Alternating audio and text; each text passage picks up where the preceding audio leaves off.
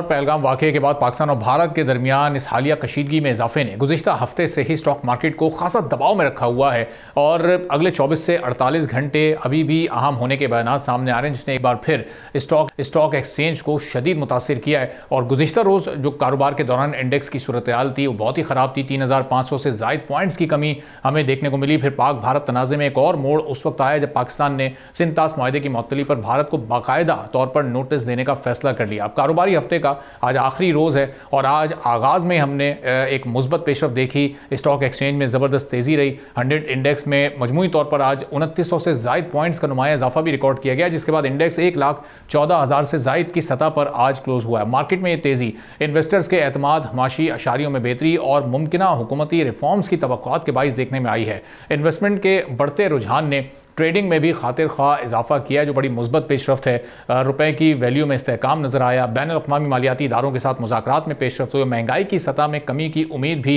इस मुस्बत रुझान की बड़ी वजूहात में शामिल है। पाक भारत कशीदगी के बाइस गुज़िश्ता रोज़ हमने मुंबई स्टॉक एक्सचेंज का सेंसेक्स भी 52 पॉइंट्स कम होते हुए देखा था और वो 80,235 पर उस वक्त पहुंचा था। इस सेंसेक्स में कमी की वजह भी आइंदा चंद रोज़ में मुमकिना जो हालात ख़राबी की तरफ जा सकते हैं वो बताई जा रही है। अब ये हालात अगर आगे ये कशीदगी में होती तो पाकिस्तान में क्या स्टॉक की रिकवरी और ये स्टेबिलिटी इसी तरह बरकरार रहेगी या फिर मजीद कोई डाउनफॉल आ सकता है, और ओवरऑल पाकिस्तान की इकॉनमी पर इसके क्या असरात मुरतब हो सकते हैं।